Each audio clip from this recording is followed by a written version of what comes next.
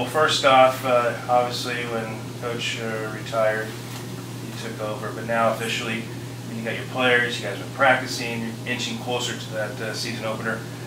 Head coach, Shelli, feeling thoughts, for you it has to feel good and sound good. Oh, of course. I mean, it's exciting. Getting clammy just thinking about it now. God, the season's coming up, and next Tuesday we're ready to go. The girls are ready to go, and it's exciting. And I'm excited to test my hand at coaching, being a head coach, and so we're all looking forward to it. It's until you get that first game under your belt, but personally for you, what kind of coach are you going to be? I don't know yet. I have a pretty good idea, but we really haven't played games yet. We had a fall ball schedule, but that was a little more relaxed, not as much pressure. So when the pressure's really on is when I could tell you more about the kind of coach I'm going to be. I'm definitely a lot more emotional than Coach Cheek was, and I think that's just me being a mom, being a woman. I treat these girls more like my daughters, and not saying he did, but I feel for them a lot more. And that was my role as the assistant coach, and so it's hard just to turn that off. And so I'm taking that approach more than that hard knocks, old school approach. Not saying there's some of that in me, or there's not some of that in me, but I'm taking more of the, all right, we got to do this. This is what we got to do, but we got to get the job done. Obviously going from first base on the third base coaching side. But for your duties, what else? With the title, but how do your duties change, and who'll have, I guess, with your staff other responsibilities? I was doing a lot to begin with. Coach Cheek involved me in a lot of the aspects involved with it. Of course, on the field, I did pretty much everything.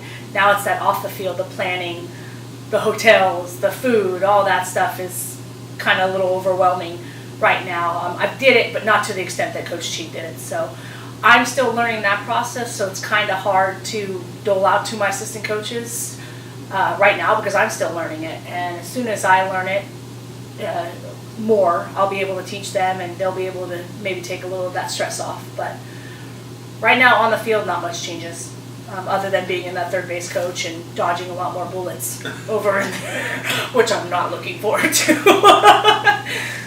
You guys had that great season. Obviously, the way it ended at Nationals, not the way you wanted it to end.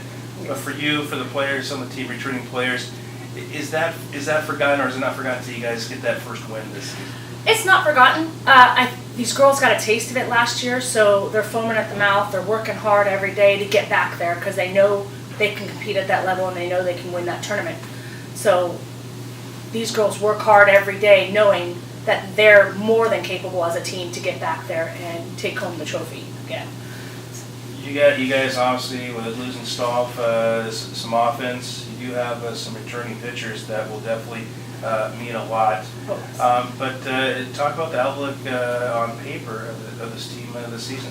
Well, Staff and Hyatt took a hit to our lineup. There's no doubt in that. But we still have big hitters like Randall, Williams, Walker, and Pena. And, of course, some other ones. We've got a really good freshman coming in, Tiffany Hollinsworth, who's hitting the ball better than any freshman I've seen in a while. So even though with the loss of the two seniors from last year, we've still got a pretty potential lineup, or a potent lineup, that's, I believe, is still going to be feared throughout the league. I haven't seen the national rankings. Probably haven't come out yet, right? They don't come out till tomorrow, I believe. Till tomorrow, but without those having come out, you would think just losing the two seniors, you guys should be ranked pretty high. Obviously. I think so, because a lot of it is based off pitching too, and the fact that we have both pitchers back from a number 5 team in the nation finish, that's going to carry a lot of weight, along with people like Williams and Randall. I believe we still have a very strong lineup defensively and offensively, and I think that'll reflect in the polls. I'll ask one more Shelli question. It seemed like, obviously, I'm old enough to remember your playing days, but for you, getting to the third baseline the first game as head coach, is there going to be some nervousness at all, or is it going to be, hey, I got this? I mean, I'm definitely confident. I mean, I've learned from one of the best in the game, there's no doubt. I mean, who else? I mean, there's probably other people there, but who else can say I've learned from a Hall of Fame coach, one with 25 years experience, the tradition, the winning that he's had here. I get to say that, and I played for the man, and I coached with him, so I'm pretty confident. And not that I'm not, maybe a little scared, maybe overexcited, but I know that he's left me with the tools, and that I've learned the tools in order to do my job. Asked you kind of some outlooks this season, but do you feel, I mean, you guys obviously saw in years past when you guys didn't have the pitching, and how important it is. But do you feel, I'm bringing you rain to bringing you clouds and rain. Thanks. But for this season, with the pitching coming back, the importance of that, and how good are you feeling about that? Well, it's very important. I mean, last year, obviously we had an offensive team, but those two pitchers, Abima and Perez, helped carry us, and we have them both back this year. And we also have Maddie Williams, who's Hannah's sister, back in the circle, and right now is our number 2. And so we're going to have 3 strong pitchers. Maybe not the hitting we've had in the past, but we're still strong hitting. So it's great to have, even though we've lost Stoff and Hyatt, we've still gained Obima and Perez in their experience. Until today, it's been great weather here. And usually, I remember putting on softball. Don't knock on wood. Just a day. Just a day. For practices, I know Coach, you'd be like, we can't. I'm not going to do it, Coach G. I know. He would say it's hard to get ready for the season. You guys are always indoors, so I'm guessing that you guys have got to spend a lot of time outdoors. Yeah, today will probably be the first day that we're indoors since November when it rained last. Was that even when it rained last? We were outside. We were blessed. I think even when I played and during my coaching tenure, I don't think we were ever outside during double days, and we were able to be outside this year the whole week. And so these girls are ready. They're on the dirt every day. They're not stuck in the field house. So I'm knocking on wood, and that we'll be ready to go in Vegas or in Notre Dame on Tuesday, and for the Vegas tournament, because we have been outside, we haven't really skipped a beat. So.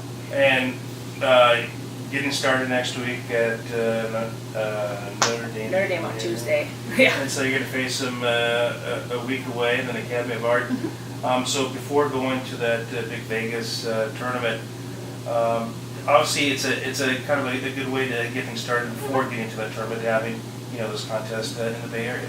Yeah, Notre Dame and Academy of Arts are both good teams.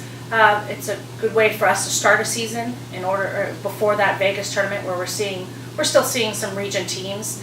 We're not seeing any CC2A teams, which is actually a good thing because we like to be able to play. We see CC2A enough. We want to play in region out of league games as much as possible. So Notre Dame and Academy of Arts are going to really be our time to figure everything out. And, round pegs, square holes, and finding what works for us. You mentioned Hyatt a couple times. Is there anybody that really has the upper hand on the catching job so far? Because last year it was more than just the hitting with her. Handling the freshman pitching and stuff like that. Right now we have Darian Harris, who's a return sophomore, and we have Miranda Romero, who is a junior transfer. Right now there'll be splitting time. Both are doing well offensively, but Darian works better with Maddie Williams, and Miranda works better with Katie Obima, and they've completed their battery, and that's what's working for us right now. So right now, that's what we're going to do. We'll see how it goes after that, but that's how we're going to start, is those 2 splitting games. Is Hannah going to be strictly DH, or will she see some time? We don't know where Hannah's going to be. I mean, we obviously have to have Hannah's bat in the lineup. There's no doubt about that. So Hannah's also been working out at first base. With having Obima and Maddie Williams and Lizzie Perez, I'm hoping we don't have to use Hannah in the circle, but she has been working out pitching, and if she needs us, if we need her, she's ready to go. But our plans are DH or first base with her. So. And with, Obima and Perez, have you noticed that, they're a year wiser? I mean, you could tell Katie kind of growing up throughout the year as she got more innings, but do they kind of have that kind of feel or sense that, they kind of belong now and they're a year older and hopefully a year wiser? I think Katie for sure. The reason why I don't say Perez is because Perez was out with an injury. She had some knee surgery over the summer, so she really wasn't participating during the fall. So she hasn't really found her way back in yet. We'll see how that goes. With Obima, she's definitely stronger. She's one of the hardest workers. She pushes the other two pitchers. I think they all push each other, but Obima really pushes them. And she's just smarter about things. She's making more decisions on her own. And a lot of that has to do with without having Hyatt. She's got new catchers. And so she's making more of the decisions, and she's developing more pitches. Coach Hannah Jones has really been working with her as far as her changeup, which is something that was lacking from her last year. And she's really developing that, really concentrating on that, along with her other pitches. And I think you're going to see a different Katie out there. Perez, like I said, I don't know yet. We'll see how she comes back. She's just started throwing full about 2 weeks ago, so she came back stronger than I thought, which is great, but we'll have to see how she develops. And then what was it looking like at first base? Because obviously replacing, the career home run leader isn't you don't easy. Replace, you don't replace Chrissy Stahl. Right now we have Allison McKibben, who is coming in. She's sat behind Chrissy for 2 years, and I really believe that the confidence of being the starting first baseman right now has really helped her blossom. The last 2 years she struggled a little bit with her offense, and I just think it was just a lack of confidence. And so she's really doing well this fall and in early spring. And of course she's got Hannah Williams. I mean, that would scare me alone to have Hannah behind me, pushing me every day, especially with her bat. Yeah. And so I really think defensively there's no doubt McKibben's worked hard and done her job, and it's just a matter of what her bat does. Allison Snipes on the roster this year is redshirting, or will she see playing time? I don't know yet. We haven't made any decision on redshirting. We haven't even actually talked about it. She's gonna come with us on the first trip. We'll see how she does. She's a local kid. She's worked hard. Nobody works harder than this kid, and she definitely listens, takes instruction well. We're just gonna see how she adjusts to that college level, and she working hard every day. We'll see. I think most likely she'll see time at third base because of Allison McKibben and Hannah Williams. Hard to beat those two. So right now she's sitting behind Pena at third, and we'll just see what happens. I can honestly not tell you yet what Snipes' role will be. I'll ask you one question about safety, and then I'll be quiet. Okay. Former third baseman, obviously the third baseman, first baseman pitcher, so close Yes. to the action. Major League Baseball, they're coming out with a hat kind of protection, a little more. And in softball right now, are there things right now saying that can make it more protective, or do you feel like it's something that needs to be looked at? Honestly, and maybe this is just me, and I didn't play with these hot bats. I say suck it up. They have the masks now for softball. You see mostly in softball. For me, I just think it allows you to be more scared of the ball if I have a mask. It gives you an out. Without the mask, I think you play a little tougher. None of our girls use it. Not that it's not offered to them, but I think our girls are so used to it. And, we've got pretty good charts on people. We know how to pitch people, so hopefully we're not driving it down anybody's throat. But, there always is that one time. But I think our girls we've tried the mask, and they feel like they see better without it. So it's really up to the player, but our players haven't bothered to use it. It's the manual shot of curveball. No, I understand, but I just, I was the kind of third baseman that was, if I wasn't playing even with the pitcher, I didn't feel confident. Our girls played a little farther back, and I understand because the bats are a lot hotter, but Julie Pena's played there, this will be her third year after redshirting. She's pretty confident in that. She's got quick hands. First base is not so much of a hot corner as third, but I think putting a mask in front of her will just hinder her sight more than anything. Yeah. Perfect. Yeah. All right, so